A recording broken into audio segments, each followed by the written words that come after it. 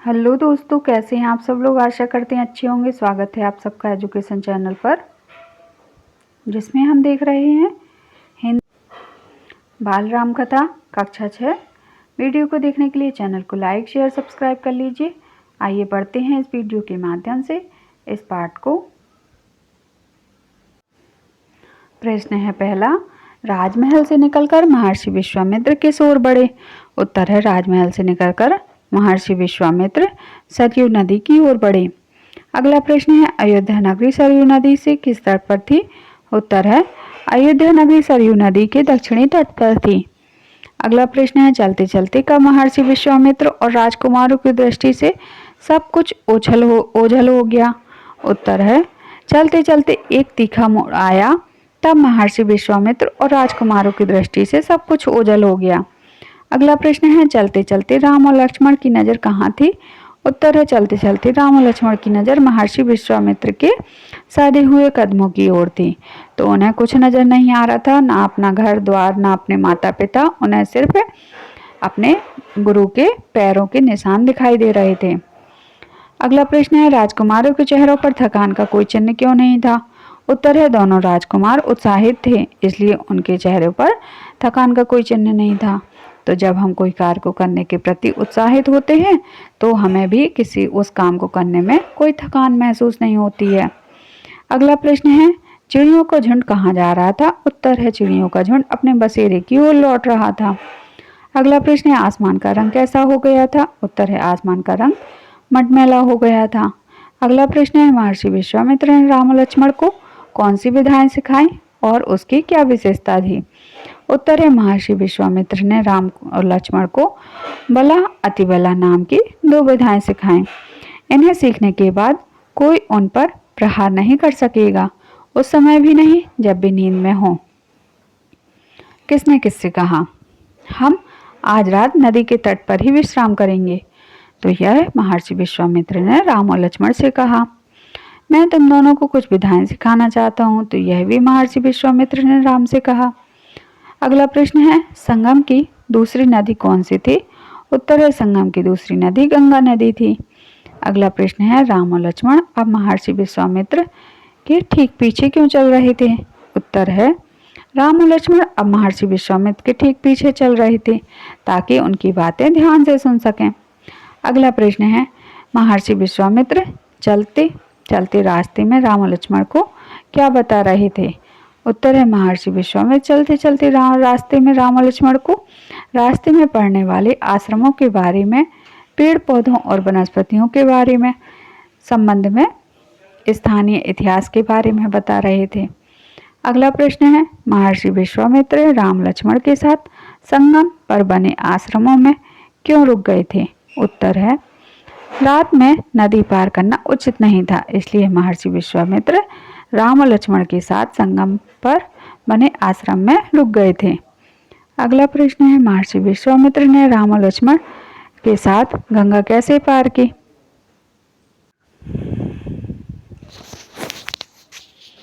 महर्षि विश्वामित्र ने राम और लक्ष्मण के साथ गंगा पार की, नाव से पार की। अगला प्रश्न है, नदी पार जंगल का वर्णन कीजिए। उत्तर है, जंगल इतना घना था कि सूरज की किरणें धरती तक नहीं पहुंचती थी। वह जंगल डरावना भी था, हर ओर झींगरों की आवाज, जानवरों की दहाड़, डरावनी ध्वनियां आ रही थी। तो जंगल तो ऐसा ही होता है। अगला प्रश्न है, सुंदरवन में कोई क्यों नहीं जाता है। उत्तर है, ताड़का के डर से सुंदरवन में नहीं जाता था, क्योंकि जो भी आता ताड़का उसे मार डालती थी। अगला प्रश्न है, सुंदरवन का नाम ताड़का वन कैसे पड़ा। उत्तर है, ताड़का का डर सुंदरवन में इतना था कि सुंदरवन का नाम ताड़का वन पड़ गया था। अगला प्रश्न है, किसने किससे कहा।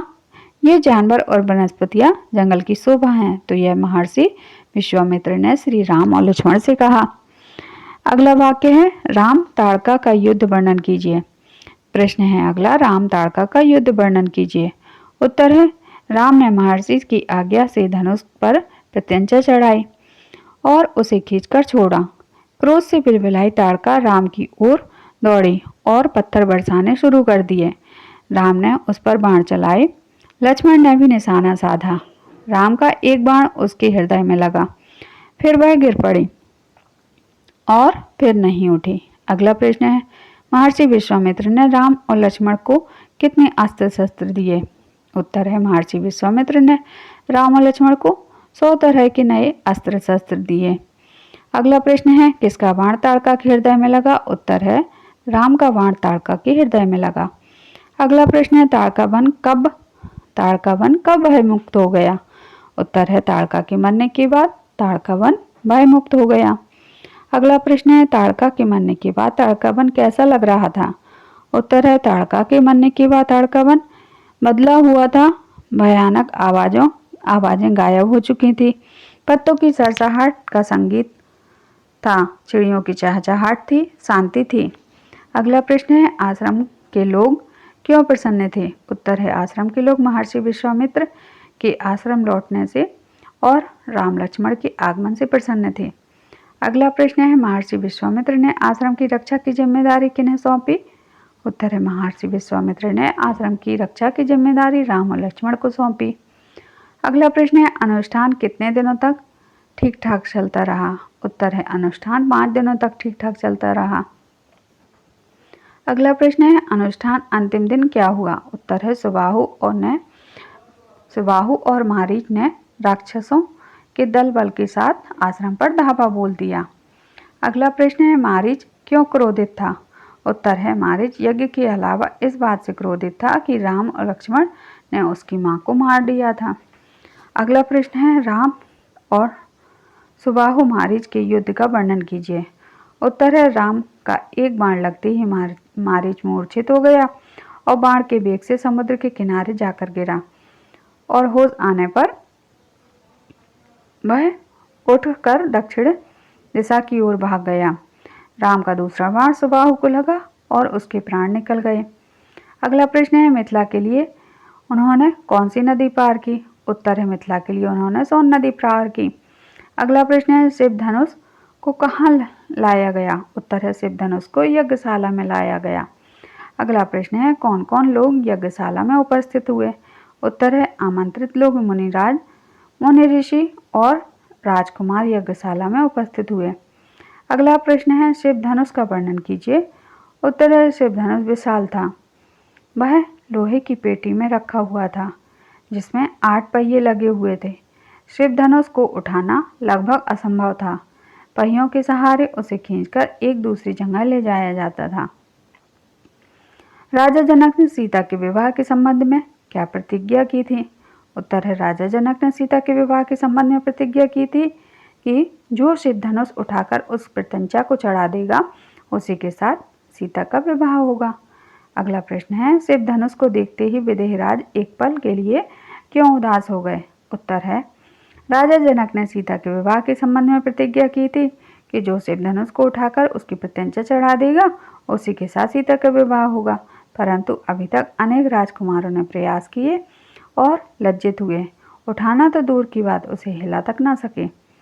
अगला प्रश्न है, किसने किससे कहा, अब हमारे लिए क्या आज्ञा है मुनिवर? तो राम ने महर्षि विश्वामित्र से कहा, हम लोग यहाँ से मिथिला जाएंगे। महर्षि विश्वामित्र ने राम से कहा, ये सुंदर राजकुमार कौन है? राजा विदेहराज। महर्षि विश्वामित्र से कहा, ये राम और लक्ष्मण हैं, महाराजा दशरथ के पुत्र हैं। महर्षि विश्वामित्र ने राजा विदेहराज से कहा, शिव धनुष को यज्ञशाला में लाया जाए। राजा जनक ने अनुचरों से कहा। राम ने शिव धनुष को किस प्रकार उठाया? उत्तर है, राम ने शिव धनुष को सहज ही उठाया। अगला प्रश्न है, शिव धनुष को राम द्वारा तोड़ने का वर्णन कीजिए। उत्तर है, राम ने पेटी का ढक्कन खोलकर धनुष को देखा, फिर गुरु से संकेत मिलते ही धनुष को सहज ही उठा लिया। जब राम ने प्रत्यंचा चढ़ाने के लिए धनुष को ऊपर से दबाया तो प्रत्यंचा खींची, तब दबाव से धनुष टूट गया। अगला प्रश्न है, यज्ञशाला में उपस्थित सभी लोग हतप्रभ क्यों थे? उत्तर है, राम ने शिव धनुष को सहज ही उठा लिया और यह देखकर यज्ञशाला में लोग उपस्थित हतप्रभ थे। अगला प्रश्न है, यज्ञशाला में सन्नाटा क्यों छा गया था? उत्तर है, जब राम ने प्रत्यंचा चढ़ाने के लिए धनुष को ऊपर से दबाकर प्रत्यंचा खींची, तब दबाव के साथ से बच्चों के खिलौनों की तरह धनुष को 2 टुकड़े हो गए। यह देखकर यज्ञशाला में सन्नाटा छा गया था। अगला प्रश्न है, बारात को मिथिला पहुंचने के कितने दिन लगे? उत्तर है, बारात को मिथिला पहुंचने में 5 दिन लगे। अगला प्रश्न है, जनकपुरी किस प्रकार जगमगा रही थी? उत्तर है, हर मार्ग पर तोरण द्वार और घर घर के प्रवेश द्वार पर बंधनवाल लगाए गए। हर जगह फूलों की चादर बिछाई गई। एक एक घर में मंगल गीत गाए गए। पूरे जनकपुरी जगमगा रही थी।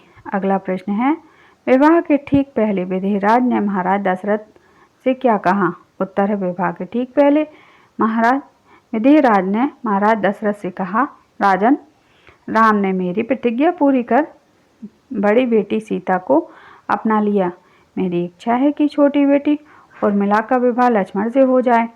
मेरे छोटे भाई कुशध्वज की 2 पुत्रियां हैं, मांडवी और सुतकीर्ति। कृपया उन्हें भरत और शत्रुघ्न के लिए स्वीकार करें। अगला प्रश्न है, राजा जनक के छोटे भाई का क्या नाम था? उनकी पुत्रियों के नाम लिखें। उत्तर है, राजा जनक के छोटे भाई का नाम कुशध्वज था। उनकी पुत्रियों का नाम मांडवी और सुतकीर्ति था। नए वर वधुओं के नाम लिखें। उत्तर है, नए वर वधुओं के नाम राम, सीता, भरत, मांडवी, लक्ष्मण, उर्मिला, शत्रुघ्न, सुतकीर्ति। किसने किससे कहा? राम ने मेरी आज्ञा प्रतिज्ञा पूरी कर बड़ी बेटी सीता को अपना लिया। राजा जनक ने राजा दशरथ से कहा, मुनिवर, आपकी अनुमति हो तो मैं महाराज दशरथ के पास संदेश भेज दूं। तो राजा जनक ने महर्षि विश्वामित्र से कहा। यहाँ यह संपूर्ण पाठ समाप्त होता है। उसका पूरा अभ्यासकार प्रश्न उत्तर के माध्यम से इस पाठ को हमने जाना। इस वीडियो को समाप्त करते हैं। धन्यवाद।